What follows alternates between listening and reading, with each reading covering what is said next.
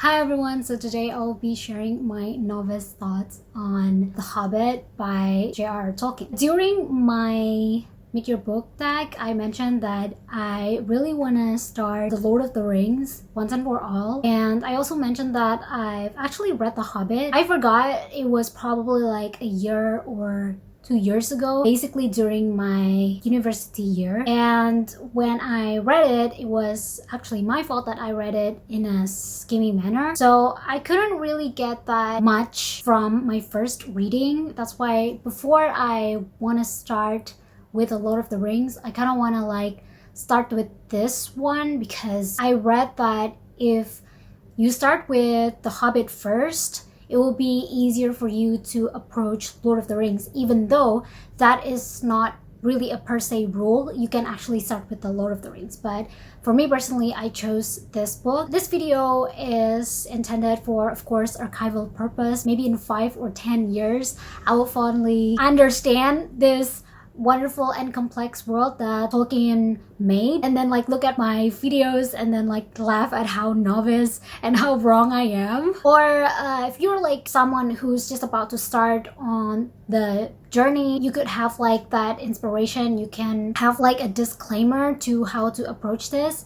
And of course, senior fans, you're very, very welcome. I'm actually in a dire need of a mentor. So if you have an advice on how should I proceed with familiarizing myself with Middle Earth, or if you just wanna have that nostalgia of how you first got into this world, maybe when you were really young, feel free to share your thoughts below as well. I should probably mention the elephant in the room. I already had my copies of Unfinished Tales, Beren and Luthien, and the Fall of Gondolin. My Silmarillion is over there. Just for a little bit of context, I haven't read any of this before, so I've been collected Tolkien because obviously I wanted to get into his world, but I just had that courage last August because I just had the time. Also, context, this testimony came from someone who is, one, not a native speaker, and 2, didn't grow up with Tolkien whatsoever. So I figure because newcomers might watch this as well, I should touch a bit on the synopsis. So the story itself follows Bilbo Baggins, a hobbit who lives in the Shire, basically an inland that is settled by the hobbits, until suddenly Bilbo was dragged by a wizard named Gandalf to an adventure with Thorin and the company, basically a group of dwarves. And then in that adventure, we follow Bilbo, who's facing not only goblins, trolls, and also a dragon. That dragon also guards the treasure that Thorin and the company are looking for. And along the way, Bilbo also finds this magical object. So first, I would like to touch on the writing style of Tolkien. The writing style, I think, is very particular. I would say, as someone who originally reads a lot of nonfiction, and currently I read a lot of YA. I've never found anything like this before, but from my background as a nonfiction reader, I would say that there's a hint of Tolkien's writing that feels like a history book. You might say that, oh my god, history book, that is so intimidating. Yes, Tolkien writing could be intimidating, but in this case, it's actually a positive point. At the very beginning, how he explains about The Hobbit is so reminiscent of how history book is being structured, how detailed it is. Really shows how his world building is super strong. And another interesting point about his writing style is that this book is written as if Tolkien has a conversation with the reader. I read that this is actually written for his children, so it does make sense. But I thought it was going to be okay, he wants to entertain his children, so he wants to create a story. I didn't expect him to actually create a world. So when I read about the hobbits in the first part, not only that I'm in awe already about the world building, but also the way that it's being told is very merciful, is very gentle. Like you're being told of a bedtime story by a really chill, cool, and smart fatherly figure. So I'm basically already sold, even though I could see that there's some criticism that point out this sort of writing is a little bit too slow because it's very detailed and complex. But to look at the grander scheme of things, I do think that it is necessary though, because essentially he's not just creating a story, he's creating a world. And regarding Tolkien's writing style and how this book is marketed as a children's book, I kind of wish that someone would told me that, yeah, of course, you can't totally read this book to your kid because it's very episodic. It's like 1 chapter, 2 chapters in, and then you could call it a night. But at the same time, if you want to overthink about this book, you want to overthink about the details and the element, you could totally do that. So when I approach in reading this book, I was like, it's a children's book. It's chill, right? I could read this now during my busy semester. And I'm like, no way. I just wish that someone would kind of like warn me, even though it is marketed as a children's book. It consists a lot of details and it has quite the writing style that modern readers might not used to. So if you are a first timer, perhaps think about that. So from my reading, I can formulate that this book can certainly be read by both children and adults. Be careful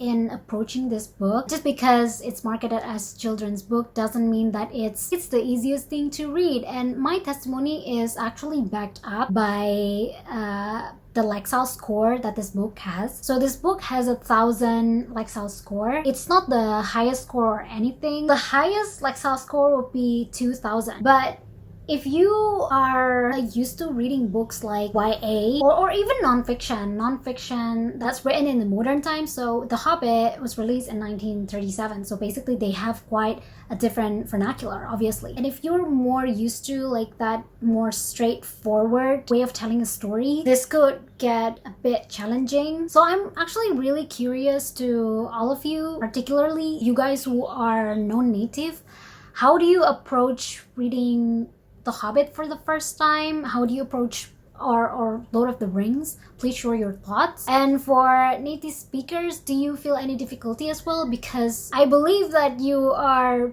people who's here in the 21st century, right? So like, how do you feel reading this book that was released in 1937 and obviously like written way before that? So because the world building of this book is such a huge factor, I would like to touch that a bit. As I've mentioned, the elements of the world building is very well written, especially the geography. So Tolkien was able to carry each of the places, describing its physical qualities in a very effective manner. At the same time, Tolkien was also able to make each of the places distinguishable enough. So it's really interesting to follow the difference between each places. And also that not only the places, there's also the society dynamic. How, for example, goblins are basically hated, and eventually exploring the implication of the dynamics between the races. Okay, and for the ending of this book, I didn't expect that it would be rather quick, so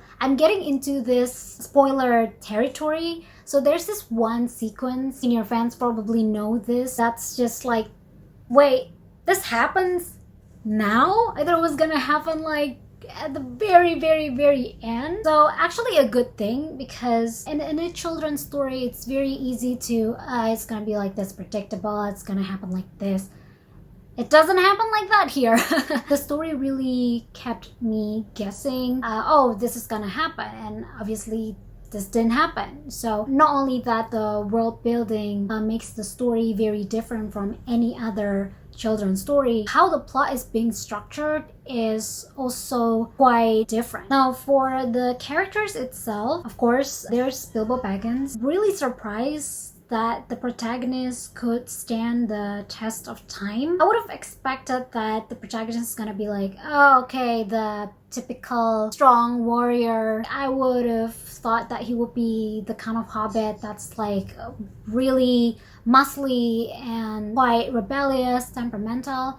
Instead, this book gave us this very calm, down-to-earth, humble Bilbo Baggins. And what is really interesting about Bilbo here is the fact that he has a choice, and the fact that his choice really matters. His choice is really meaningful. So the hero's journey, it's a concept written in Joseph Campbell's book. The protagonist will eventually, before they join in an adventure, they usually have this moment of like hesitation. With Bilbo, there's definitely that moment, but the fact that he really needs to choose between this adventure and the comfort of his home is really meaningful, because sometimes when it comes to hesitation, heroes are just reacting to the situation that they're in. Usually heroes are, my life is bad anyway, so if I have to choose to an adventure,